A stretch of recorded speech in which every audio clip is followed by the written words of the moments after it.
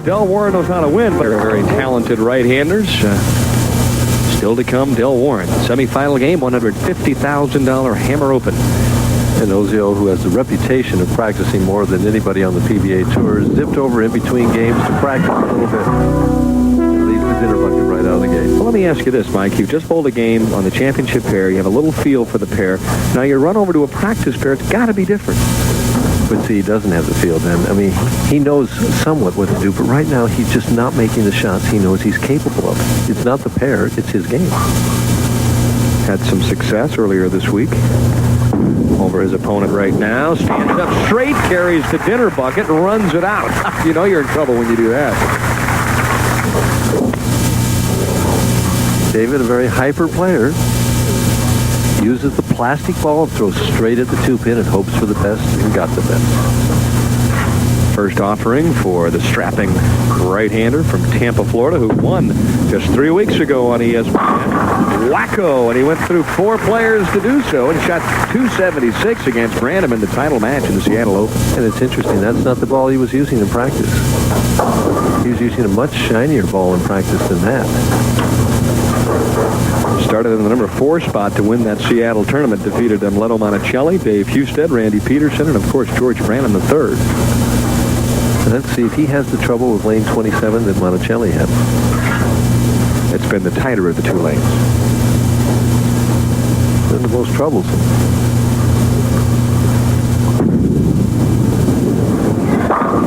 He's not having trouble with anything, is he? Crunch, crunch. For Christ. Ozio better get his game squared away in a hurry here.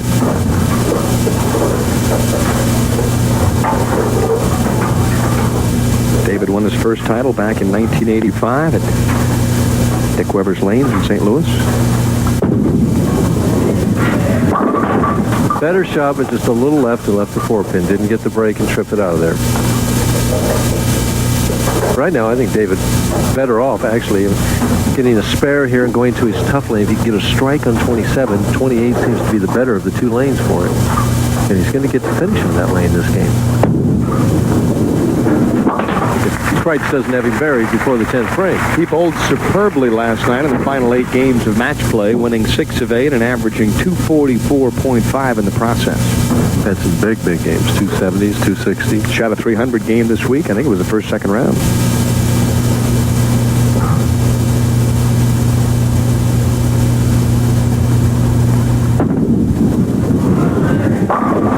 Sound like the railroad train's coming by.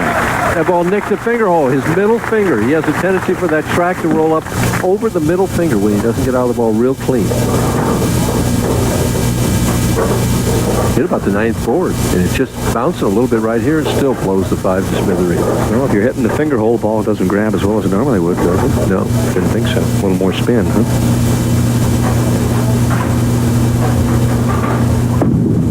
Kreitz trying to make it 3 straight, and this time it's the half 10. Yep.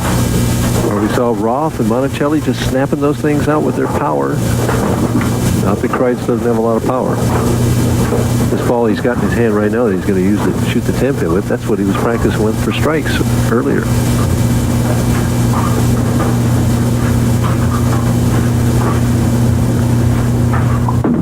More speed at the 10-pin. No trouble. Nice aggressive shot. He's just bowling with a lot of confidence, like Pete McCordick. Classic 4-step delivery. Pushes the ball in steps at the same time. Lets it go. It's into the swing. Down here now.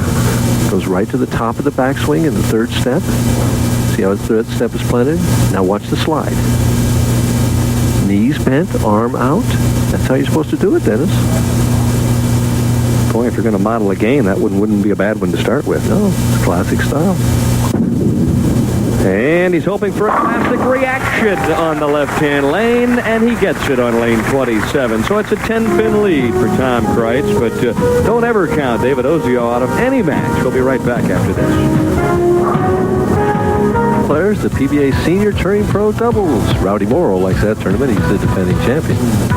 And as we look on down the line, the $115,000 Ebonite Senior PBA Championship at Hall of Fame Lanes in Canton, Ohio. Yeah. Tito Sebez is looking at that one. And then another senior tournament, the Columbia 300 Senior Open in San Antonio, Texas. Yep, and John Jowdy will be treating us nicely down there. But boy, let's get back to live action with Dennis Baldwin. And, Dennis, very excited about the tournament this week and the fact that the professionals put on such a marvelous show. And speaking of great shots, that's what Ozio came up with. He's adjusted his line, Dan. He's moved just about 3 with the feet and 2 with the target, I think. He didn't have much choice. Watch this. This ball goes almost right over the second arrow. Right over the second arrow. He's moved in a little bit.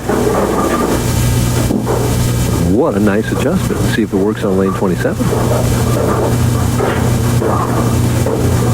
Even match.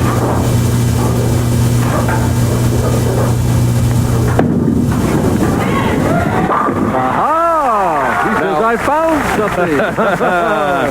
Yeah, get that treasure map out, and he's been on a voyage as of late. Watch him. Very animated player when he gets it going. Yeah. Ooh.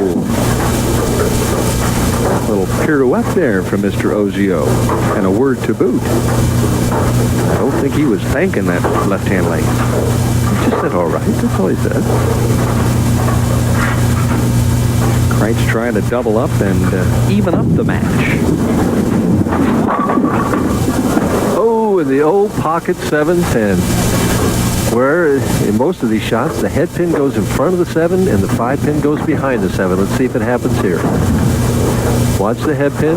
It goes in front, and the 5 went in front. Both of them went in front. You'll throw hard at the 10 pin and hope something good happens. Kind of a helpless feeling to throw that good of a shot and end up with 9 out. His career stats on television, 9 wins, 3 losses with an average of 216.45. That's a terrific one-loss record, although he finds himself now trailing by 22. Amazing how it can turn around so quickly in the sport of bowling. Yeah, you start posting those donuts, you got all sorts of problems. Especially when the other guy's got the X's in the tit-tat-toe. Trying to get back on track. That one short and right through the nose and got a bit of a break. Just lapse of concentration because of the 7-10 the frame before. Didn't try and fit that shot, did he? Or he just wasn't thinking. He was still thinking about the bad break he got the time before. That's got to be the hardest thing in the world to do. When something like that happens to you, to just shake it off and go to the next lane and make a great shot. Especially when you know your opponent suddenly is wired.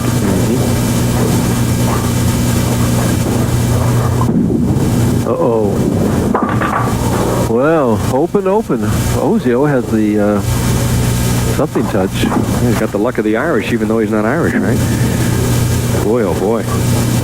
Sometimes you have to work so hard to win, and other times they step up and say, here you go.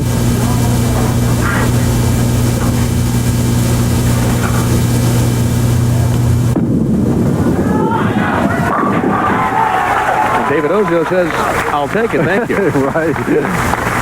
Amazing. He goes from being behind in the 3rd frame by 10 pins to now 3 frames later, he's 44 pins ahead and in total command of this match. As he asks for a re-rack on lane 27.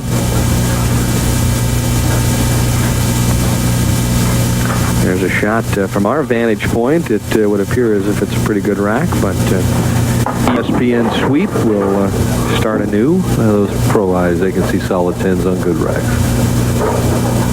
You mean before the shot's even thrown? Yeah. I know, I can see him.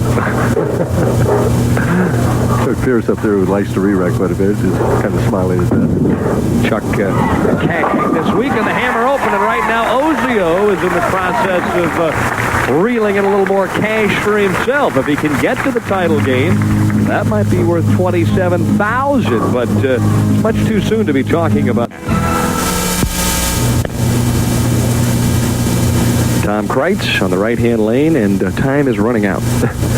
He's already in the thing, if you can do it with a pencil, you can do it with a bowling ball, and he can strike out for 225, and he better do it.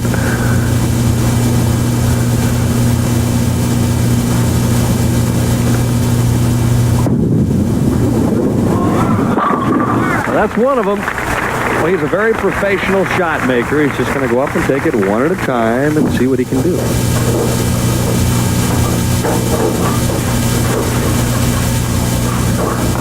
Kreitz winning his first PBA title, the PBA National Championship. There's a replay of the last shot right between the second and third arrow. Nice turn on the ball. Finishes solid in the 1-3 pocket. All 10 in the pit. And he's thinking, where was that 2 frames ago? Yeah, when he left the 7-10. Right. Yeah, if he strikes there, that's a double. Matches even right there. That's right. Yep. Boy, what a bad break that was. Well, can't worry about that now. Got to get back to live action. Try and strike. And once again, we have a problem. This time it's the 6-7, but this at least is makeable. Looking for the positive and everything. Huh? Ever the optimist. The speed. Ozio going with the firm speed versus Kreitz, who's soft, and Monticelli, who's not as soft as Kreitz, but softer than Ozio. And he's not having that problem on lane 27. No, he sure isn't. And Tom Kreitz in the middle of a nightmare, and he's not yet asleep. Probably wishes he were.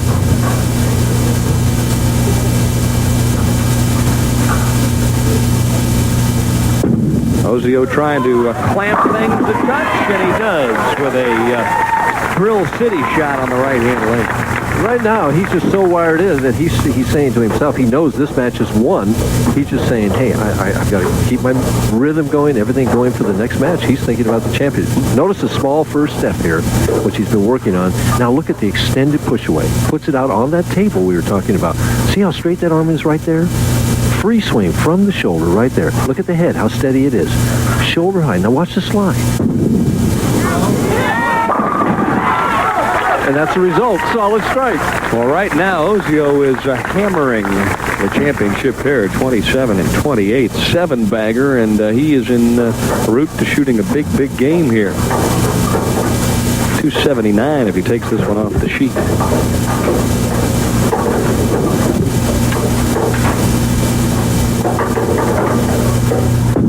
Kreitz bowling for posterity at this stage. A little swisher, and when they don't fall, no matter how good you throw it, that's what happens. And it's amazing how the sport goes. Mark Ross steps up there and bowls 247 and loses by 40 pins. Yeah. And Ozio gets up here and Amleto shoots 175, and Kreitz is going at a 173 pace. They're shooting 350 at him for 2, and he's going to win both matches soft. Tom Kreitz going to collect an extra $8,000 for a third-place finish this week, and it's got to be frustrating. His last appearance on ESPN, he could do no wrong en route to winning 4 matches and the Seattle Open, but tonight it's been the other side of the coin. Well, it's been 2 things. Kreitz left the 7-10 in the 5th frame, but Ozio made the adjustment in the 4th and 5th frame, moved in that little bit, and he's been just flush in the pocket ever since. Yeah, he hasn't made a mistake since the 3rd. Started striking in the 3rd. And he's never really, other than the shot that he doubled in the 2nd with, never really done much on the left-hand lane. No. And he picked a finish over there. It's amazing. Del Warren has picked a finish over there, too. We'll see if he changes his strategy. Although Ozio seems to have both lanes under control right now.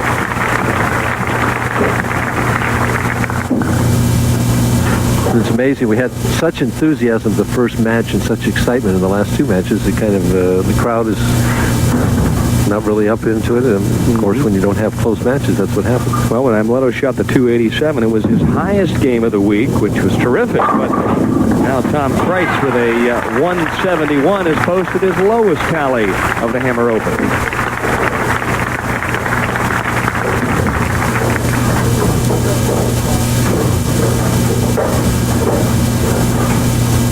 Ozio now on the 7-bagger, and right now I guess he's just probably trying to keep the same rhythm, and Del Warren standing off to the right watching Ozio throwing nothing but strikes. I wonder what's going through his mind. Well, same thing is going through Ozio's mind. He's watching Amleto throw nothing but strikes. Yeah, uh-oh. Do I really have to bowl that guy? Yeah, you're right. Well, as we mentioned, David Ozio, one of the 7 players that is sponsored by our host here, Richard Altman, the man with the golden touch. And Of course, before the telecast started tonight, Richard Altman was saying that Ozio was going to be the winner. I know one thing. If Richard has any stock tips, I think I'm going to jot them down before I head to South Bend. Cross lane spare. Oh, going to pick it off at the last possible moment. Smiles for Dave Houston.